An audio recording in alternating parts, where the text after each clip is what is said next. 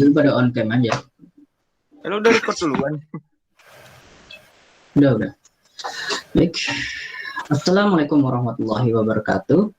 Perkenalkan, kami dari kelompok 2 teori akuntansi. Hari ini kami akan mempresentasikan teori akuntansi chapter 1 dan chapter 2. Kita menggunakan dasar materi presentasi kita dari buku Godfrey Accounting Theory. Berikut adalah anggota kami. Di sini bisa dilihat ketua kami Harley Bayu Bimantoro dengan NIM 2019 1211 014. Lalu anggotanya saya Muhammad Arel Budiman dengan NIM 2019 1211 036.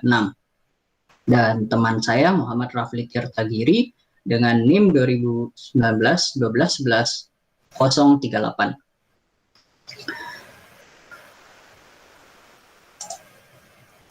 Baik, presentasi akan saya ambil alih. Sekarang kita ke introduction chapter 1.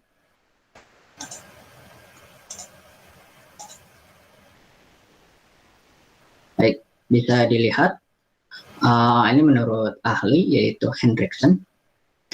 Mari kita pertanyakan dulu terlebih dahulu, apa itu teori? Teori merupakan seperangkat prinsip hipotesis dan pragmatis yang koheren yang membentuk kerangka acuan untuk bidang penyelidikan. Ya benar, untuk bidang penyelidikan. Tapi gambaran umumnya teori adalah serangkaian variabel dan definisi saling berhubungan serta menghadirkan sebuah pandangan sistematis mengenai suatu fenomena dengan menentukan hubungan antar variabel dengan maksud melaksanakan fenomena alamiah. Baik.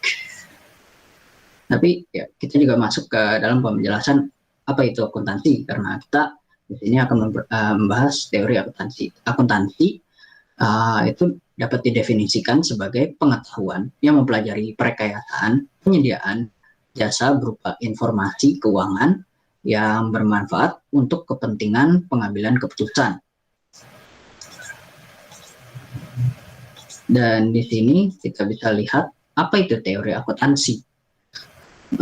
Dari sini kita baca yaitu definisi teori akuntansi menurut Hendriksen.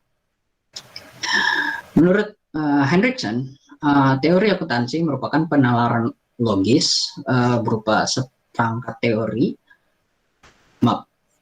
penalaran logis berupa seperangkat prinsip-prinsip luas yang pertama memberikan kerangka acuan umum di mana praktik akuntansi dapat dievaluasi, lalu dapat memandu pengembangan praktik dan prosedur baru. Jadi teori akuntansi adalah pengertian yang menggunakan spekulasi, metodologi, dan kerangka kerja dalam mempelajari laporan keuangan serta bagaimana prinsip laporan keuangan diterapkan dalam industri. Prinsip akuntansi ini berfungsi sebagai kerangka untuk laporan dan laporan keuangan yang akurat. Atas dasar sasaran yang ingin dicapai, teori akuntansi dibedakan menjadi dua. Pertama itu teori positif dan teori normatif. Ini hanya penjelasan simpel saja. Teori positif menjelaskan fenomena akuntansi atas dasar pengamatan empiris, dan teori normatif menjelaskan fenomena akuntansi untuk menjustifikasi atau membenarkan standar akuntansi karena bertujuan akuntansi harus dicapai.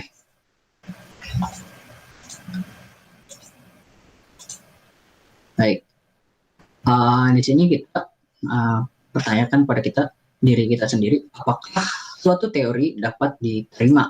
Hal tersebut tergantung pada yang pertama, seberapa baik teori itu dapat menjelaskan dan memprediksi suatu kenyataan.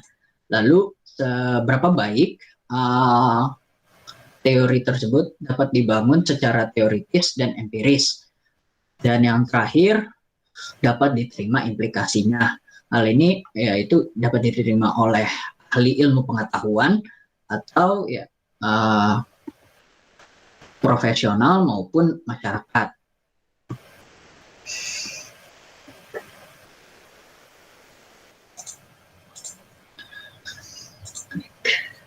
Teori akuntansi.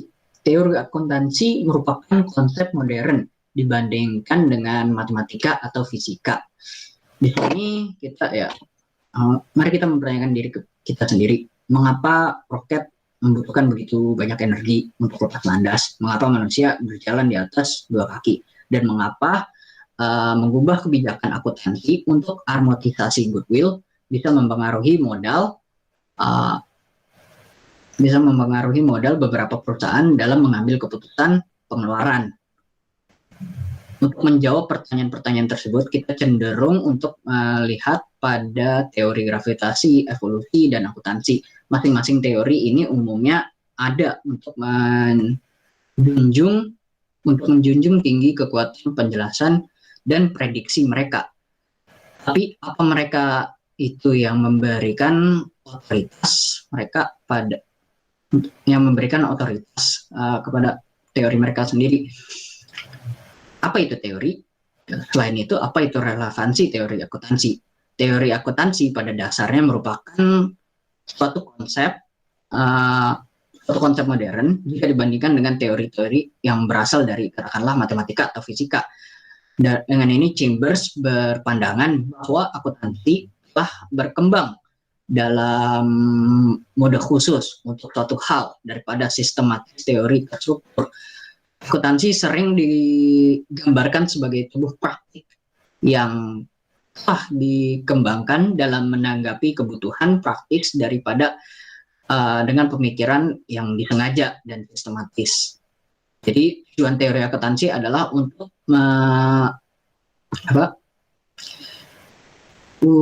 menerangkan praktek akuntansi yang sementara dijalankan dan menyediakan dasar pengembangan praktek selanjutnya. Baik, ya ini dari perkembangan teori akuntansi sebagian besar tidak terstruktur seperti apa yang saya katakan tadi. Akuntansi seringkali digambarkan sebagai kumpulan praktik yang telah dikembangkan sebagai tanggapan terhadap kebutuhan praktisi daripada oleh pemikiran yang disengaja atau sistematis. Itu menurut Chambers.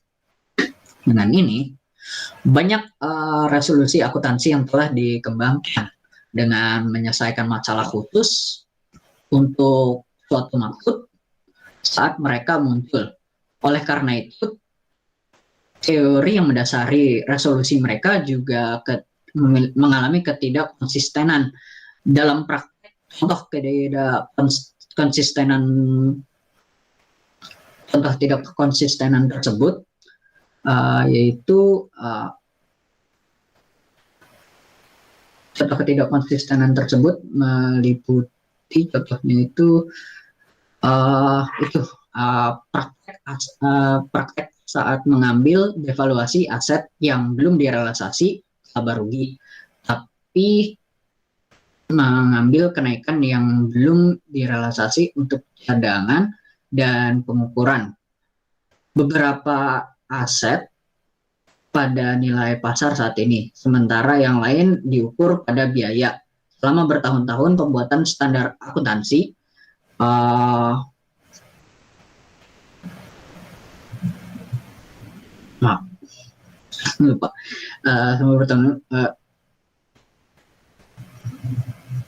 pembuatan standar akuntansi telah diusahakan untuk mengatasi masalah yang ketidakkonsistenan dengan mengembangkan kerangka teoritis konseptual yang akan mengarah pada pengobatan yang lebih konsisten seperti contohnya barang.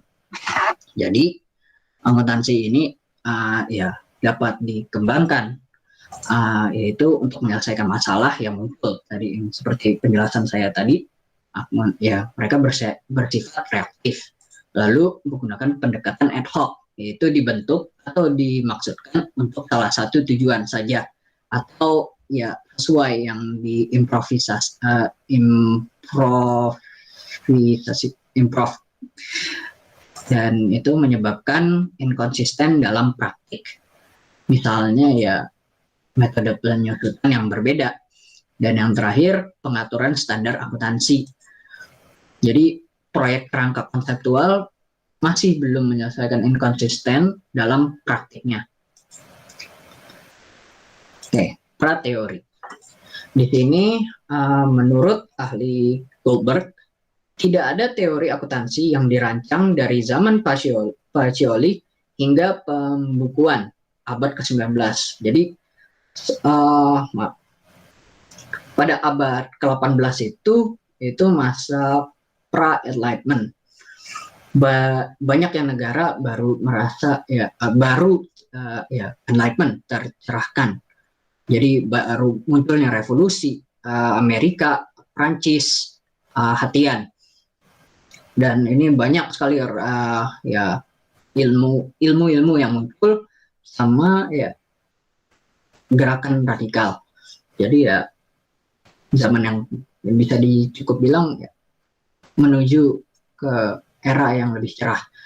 Jadi di era ini lebih tepatnya pada tahun 1494, Luca Pacioli menulis buku pertamanya untuk mendokumentasi sistem akuntansi. Ya, sistemnya kalau tidak salah double entry. Ya, bukunya yang kita kenal itu bahasa Latinnya Summa de Arithmetica Geometria Proportioni et Proportionalita, atau yang kita tahu yaitu Review Arithmetica, Geometri dan Proporsi. Dan ya pada abad ke-18 ini ya Luca Pacioli ya sudah membuat teori akuntansi, dan itu belum ada yang bercampur tangan lagi untuk teori akuntansi. Dan munculnya juga pada saat abad ke-18 itu munculnya revolusi industri yang dimulai pada akhir ke-18. Saat itu terjadi peralihan dalam penggunaan tenaga kerja di Inggris. Peralihan tersebut yaitu dari sebelumnya menggunakan tenaga hewan dan manusia diganti dengan tenaga mesin yang berbasis manufaktur. Jadi ya mungkin lebih sibuk pada era itu ya. Jadi ya semua transaksi butuh ada pencatatan dan penjurnalan dan pengambilan keputusan yang itu, dan ya, teori akuntansi di situ bisa memprovide. Mungkin itu dari saya. Selanjutnya untuk penjelasan selanjutnya bisa teman saya Harley.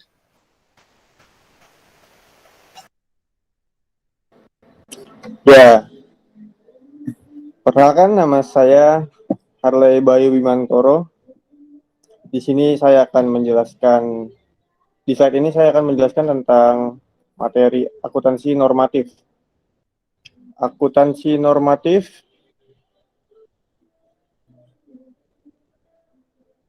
normatif itu terfokus pada preskripsi atau norma dan tidak dimaksudkan untuk pengembangan teori yang diarahkan untuk menjelaskan dan menjawab pertanyaan tentang apa dan bagaimana seharusnya dilakukan oleh akuntan.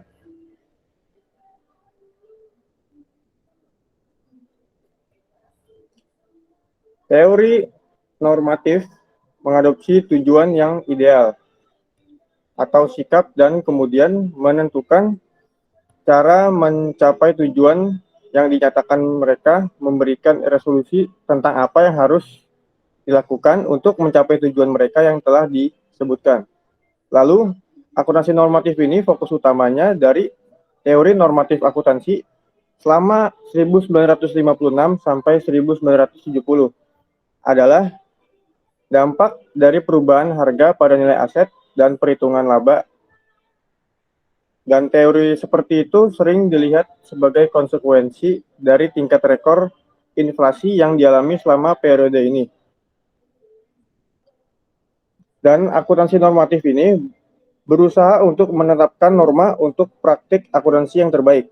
dan berfokus pada apa yang seharusnya atau yang ideal. Next.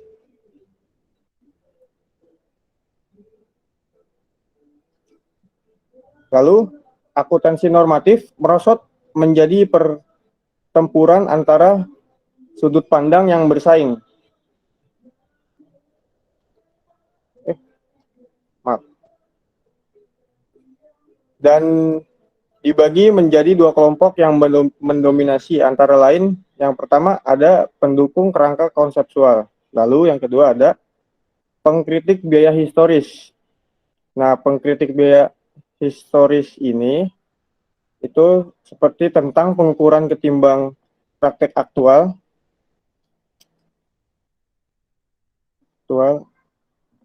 dari pencatatan dan pelaporan informasi.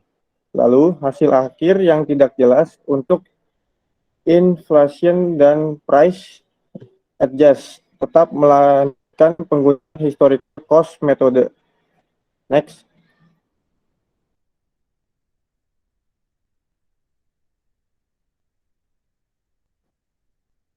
Next. Ya. Selanjutnya ada faktor-faktor yang mendorong matinya periode normatif.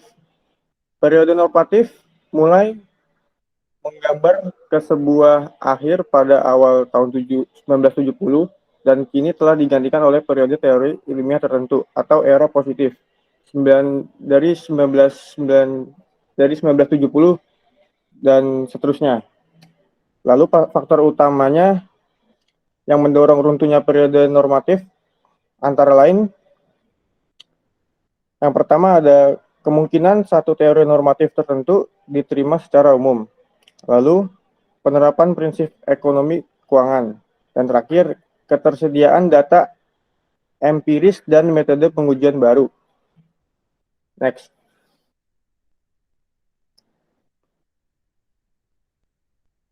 Lalu selanjutnya ada kritik utama dari teori normatif. Yang pertama, mereka tidak selalu melibatkan pengujian hipotesis empiris. Dan yang kedua, mereka didasarkan pada penilaian nilai. Lanjut.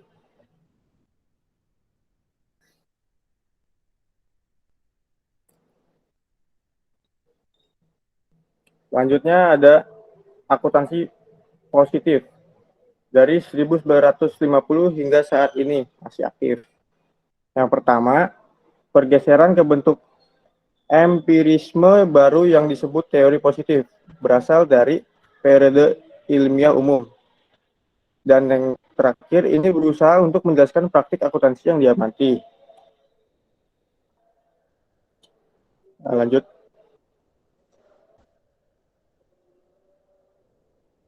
Dan tujuannya adalah untuk menjelaskan dan memprediksi praktik akuntansi, misalnya hipotesis, rencana bonus.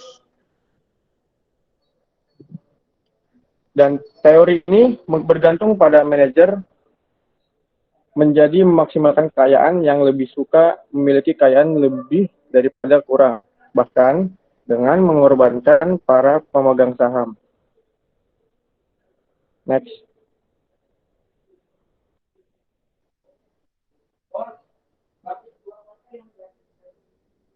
Next.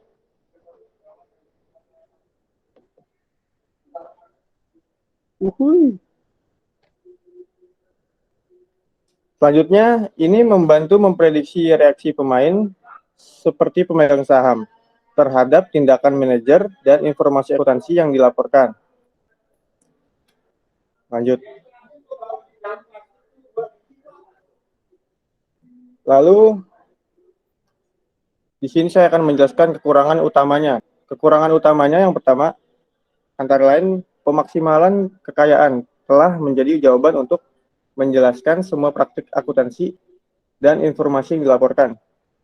Dan kedua, itu tergantung secara berlebihan pada teori keagenan dan asumsi yang meragukan tentang efisiensi pasar. Lanjut.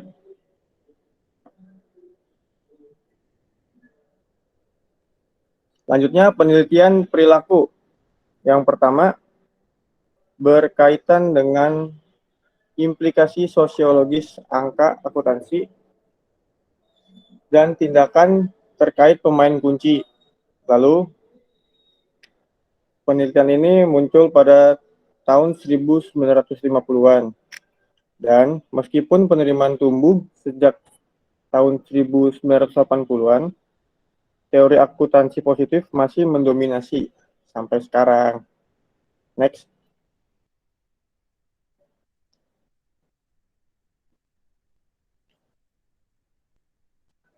Selanjutnya, perkembangan terkini. Perkembangan akademis dan profesional dalam teori akuntansi cenderung mengambil pendekatan yang berbeda. Lalu, penelitian akademis berfokus pada pasar modal, teori keagenan, dan aspek perilaku. Dan terakhir, profesi telah mencari pendekatan yang lebih normatif. Praktik akuntansi apa yang harus diadopsi? Next.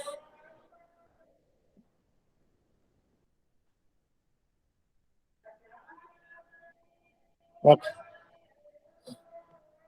Ya, selanjutnya akan dijelaskan oleh kawan saya. Lanjut, silakan. Oke, sebentar. Di sini lagi ada azan. Mungkin tunggu azan dulu ya.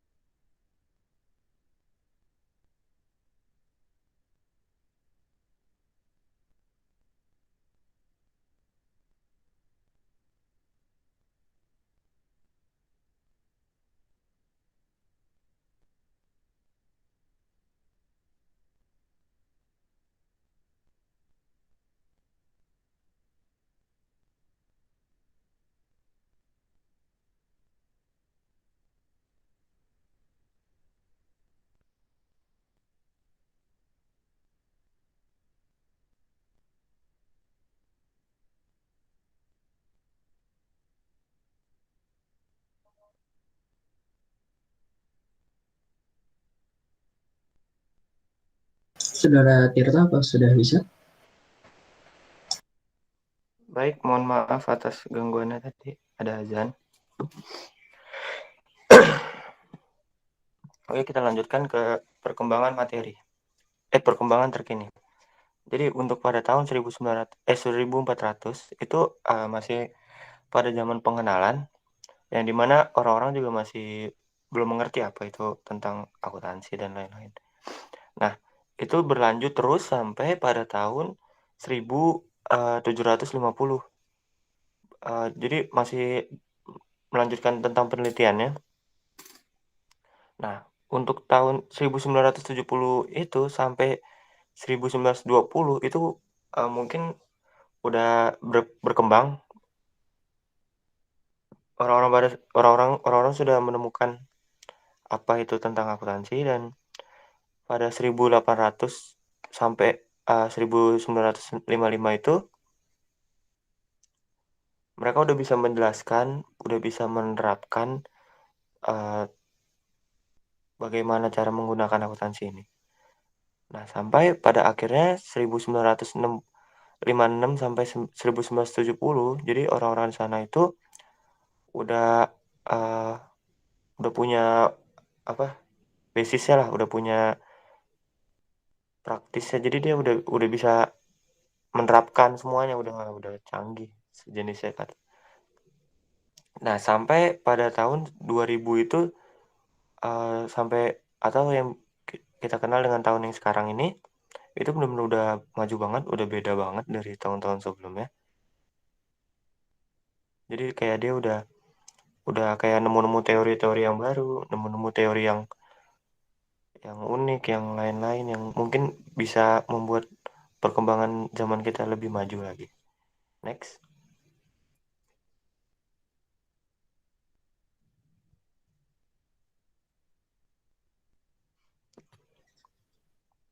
Nah, untuk perkembangan terkini. Nah, kerangka konseptual itu dibangkitkan pada tahun 1980. Jadi sebelum 1980 itu belum ada kerangka konseptual yang menyatakan sifat dan tujuan pelaporan keuangan. Jadi tujuan pelaporan keuangan itu baru diciptakan pada tahun 1980. Nah, menentukan kriteria untuk memutuskan antara praktik accounting dan accounting alternatif. Next.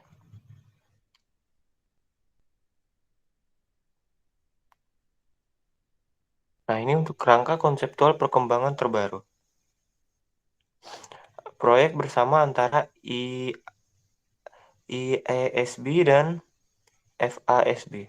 Nah, untuk IASB sendiri itu atau kita kenal dengan International Accounting Standards Board, dibentuk untuk menyusun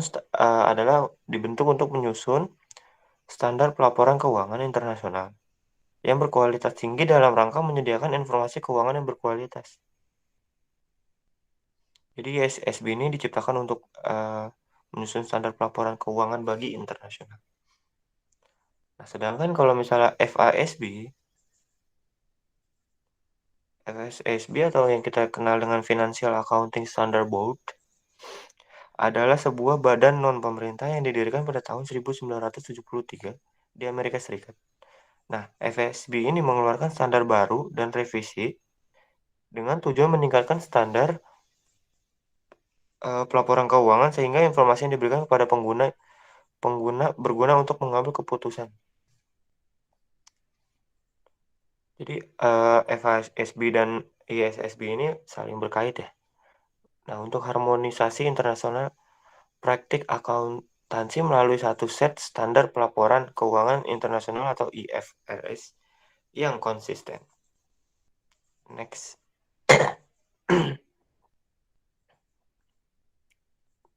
Nah, kita di sini akan membahas tentang chapter 2 atau konstruktif teori akuntansi. Di sini kita akan membahas tentang konstruksi teori akuntansi ya. Nah, yang pertama itu teori pragmatis.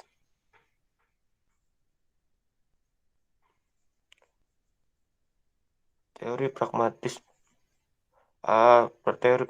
adalah aliran filsafat yang berpandang bahwa kriteria kebenaran suatu ialah apakah suatu itu memiliki kegunaan bagi kehidupan nyata. Nah, pendekatannya itu yang pertama itu berdasarkan perilaku yang diamati dari akuntan. Jadi teori ini mengamati tentang akuntan-akuntan. Nah, yang kedua itu teori yang dikembangkan dari bagaimana akuntan bertindak dalam situasi tertentu. Jadi dilihat bagaimana cara akuntan bertindak atau menanggapi hal-hal tersebut.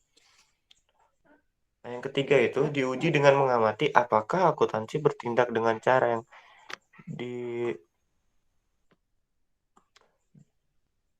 yang disarankan teori. Jadi nanti dilihat itu atau bisa dibilang ujian lah, diuji bagaimana akuntan itu bertindak, apakah sesuai dengan yang disarankan apakah tidak.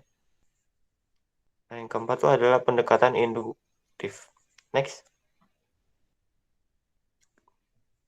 Nah, terhadap kritik pendekatan pragmatis deskriptif. Nah, yang pertama itu tidak mempertimbangkan kualitas tindakan akuntan. Jadi kita tidak membeda-bedakan kualitas akuntan satu dengan akuntan 2. Nah, yang kedua itu tidak menyediakan praktik akuntansi untuk ditantang. Jadi sejenisnya tidak ada kayak perlombaan atau siapa yang menentukan lebih hebat gitu.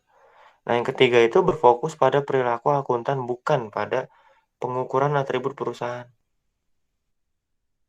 Jadi hanya berfokus itu pada perilaku akuntannya doang, bukan atribut perusahaannya. Next. Nah, untuk pendekatan pragmatis psikologis. Yang pertama itu teori tergantung pada pengamatan reaksi pengguna terhadap keluaran akuntan.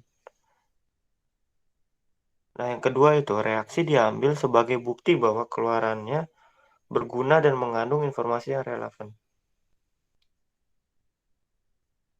Jadi reaksinya itu dilihat bagaimana ini informasi berguna atau tidak. Next.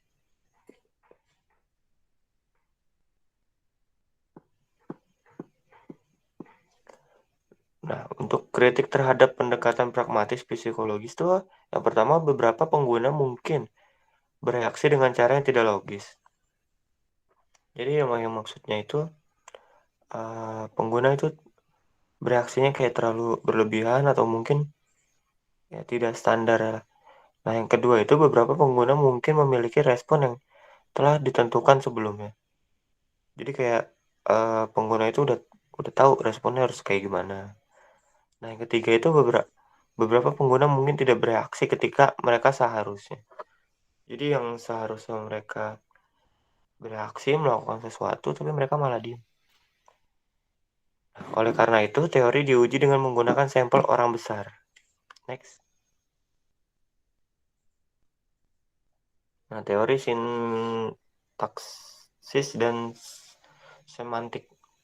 Input semantik adalah transaksi dan pertukaran yang dicatat dalam voucher jurnal dan buku besar.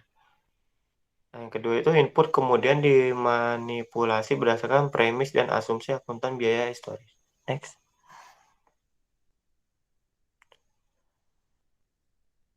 Dikritik karena tidak ada verifikasi empiris independen dari output yang dihitung. Jadi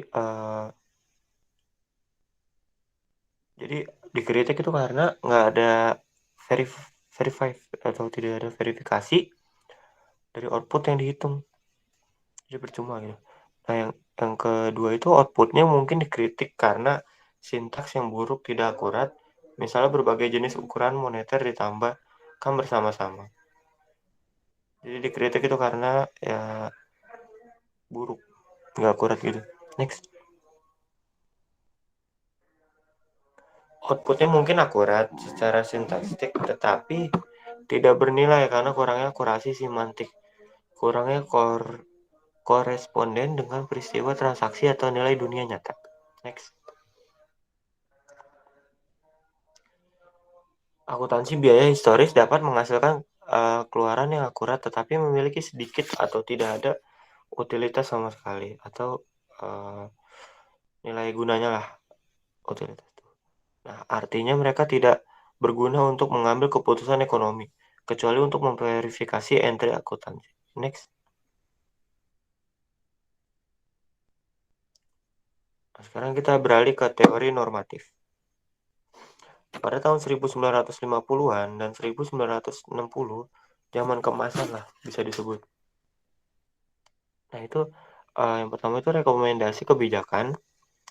Terus apa sebaiknya menjadi, dan yang ketiga itu berkonsentrasi pada turunan. Yang itu turunan itu keuntungan dan praktik yang meningkatkan kegunaan keputusan. Yang terakhir itu berdasarkan posisi analitik dan empiris. Next.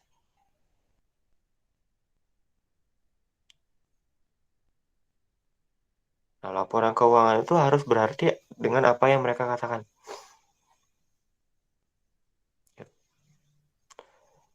Nah, untuk penghasilan sebenarnya itu ukuran tunggal untuk aset dan angka keuntungan yang unik dan benar. Jadi ukuran tunggal untuk aset itu jadi kayak asetnya ini kayak diukur gitu. Nah, angka keuntungan yang unik dan benar itu jadi keuntungannya itu jelas bahwa dia menghasilkan keuntungan dan benar gitu, akurat. Next. Nah, untuk kegunaan keputusan itu, tujuan dasar akuntansi adalah untuk membantu proses pengambilan keputusan pengguna. Laporan akuntansi tertentu dengan menyediakan data akuntansi yang berguna. Next. Proses keputusan. Yang pertama, sistem akuntansi perusahaan X itu beralih ke model prediksi pengguna, terus lanjut lagi ke model keputusan pengguna. Next. Nah, kita beralih ke teori positif. Diperluas selama tahun 1970-an. Berdasarkan pengalaman atau fakta dari dunia nyata. Nah, sekarang jelaskan alasan atau praktik saat ini memprediksi peran informasi akuntansi dalam mengambil keputusan. Next. Perbedaan utama teori normatif dan positif adalah bahwa teori normatif bersifat preskriptif dan teori positif bersifat deskriptif, eksplisit atau prediktif. Nah, untuk selanjutnya ini akan dijelaskan oleh teman saya.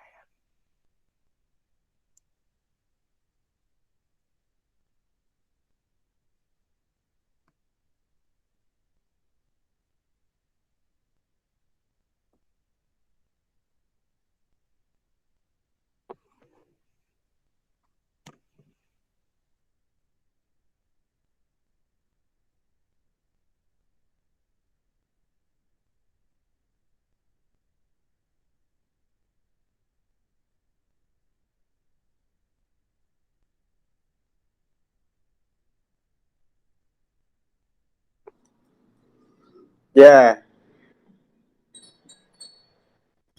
selanjutnya di slide ini ada perspektif yang berbeda. Yang pertama ada pendekatan ilmiah, antara lain memiliki asumsi yang melekat bahwa dunia yang akan diteliti adalah realitas objektif. Lalu yang kedua dilakukan dengan hipotesis tambahan. Dan terakhir, memiliki asumsi tersirat bahwa teori yang baik berlaku dalam keadaan yang konstan di seluruh perusahaan, industri, dan waktu. Lanjut.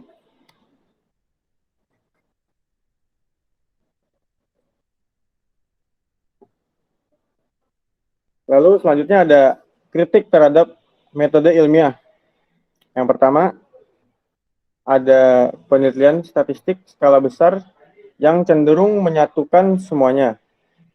Dan yang kedua, itu dilakukan di lingkungan yang sering jauh dari dunia atau perhatian akuntan. Next.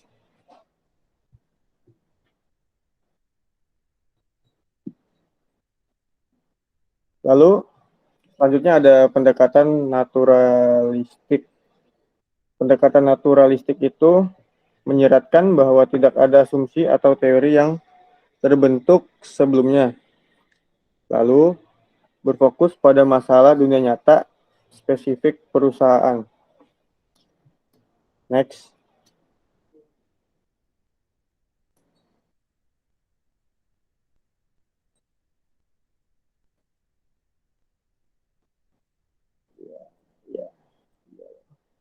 Nah, selanjutnya ada cara alternatif memandang dunia. Lalu dibagi dari beberapa kategori anggapan. Kategori yang pertama itu ada realitas sebagai struktur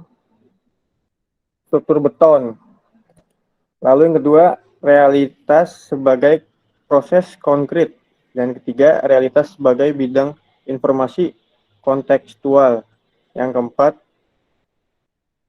realitas sebagai wacana simbolik. Yang kelima, realitas sebagai konstruksi sosial. Dan yang terakhir, realitas sebagai proyeksi imajinasi manusia.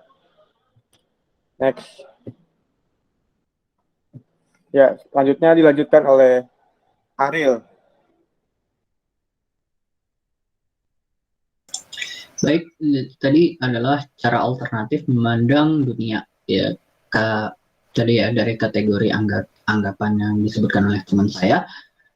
Jadi ini kita kelompokkan ya dari yang untuk perspektif tadi dari untuk kategori 1 sampai 3 yaitu dari struktur beton, proses konkret, bidang informasi kontekstual itu disatukan lebih tepat menggunakan pendekatan saintifik.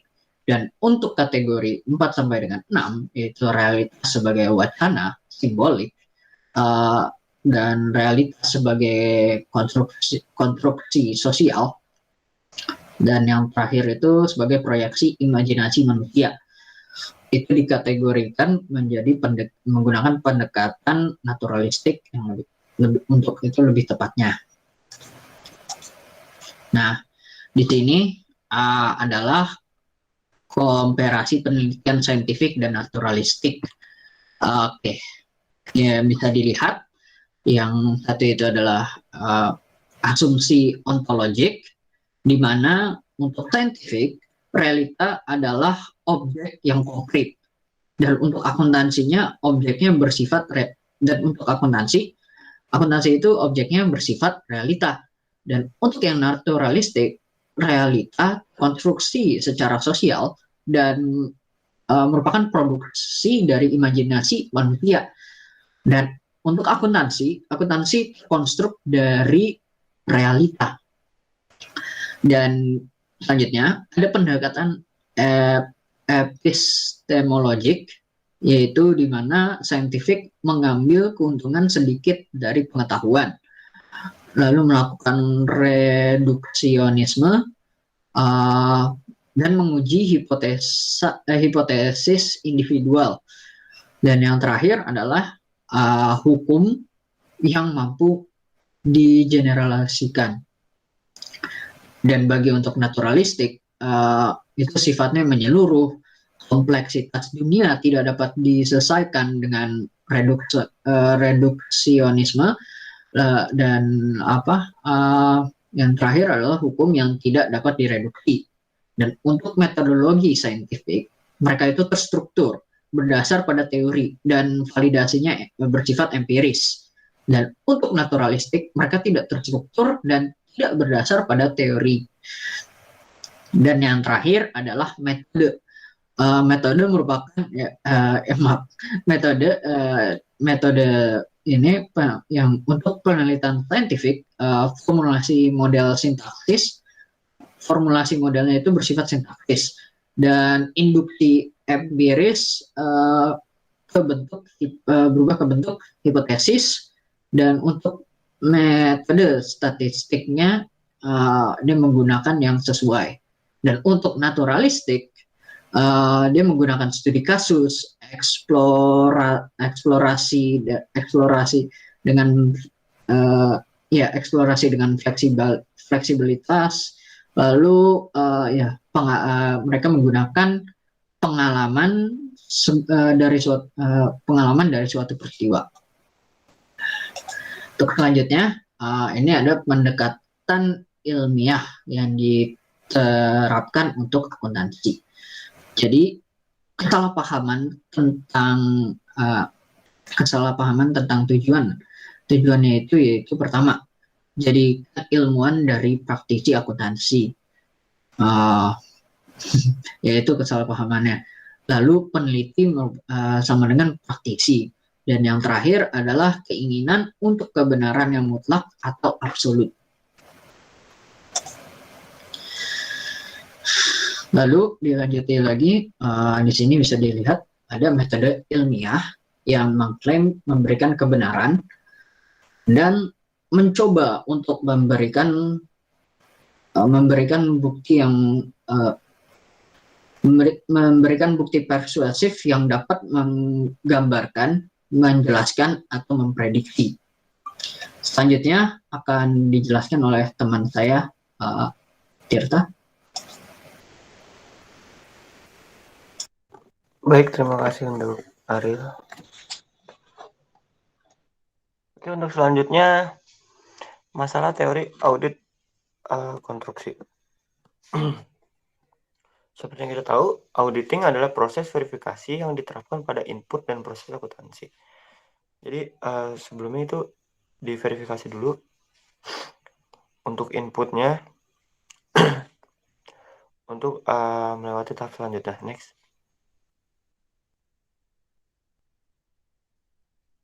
Nah, auditor memberikan opini atas yang pertama itu apakah laporan keuangan sesuai dengan kerangka pelaporan yang sesuai berlaku. Jadi jadi auditnya itu ngecek dulu apakah laporan keuangannya itu sesuai apa enggak. Kalau nggak sesuai ya bakal dikasih tahu lagi. Nah, untuk yang selanjutnya, apakah pernyataan tersebut memberikan pandangan yang benar dan adil. Jadi kalau auditnya itu auditor itu bakal memberikan pandangan ini benar nggak, sesuai nggak. Kalau nggak sesuai ya bakal ditindaklanjuti. Next. Era normatif akuntansi bertepatan dengan pendekatan normatif teori audit. Nah, yang kedua itu sebelum positif akuntansi telah menyebabkan pendekatan positif untuk teori audit. Next.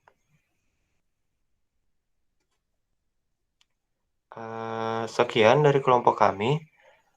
Maaf jika ada salah-salah kata. Saya Muhammad Rafi Tersagiri dengan NIM 2019 1211038 mengucapkan terima kasih. Assalamualaikum warahmatullahi wabarakatuh.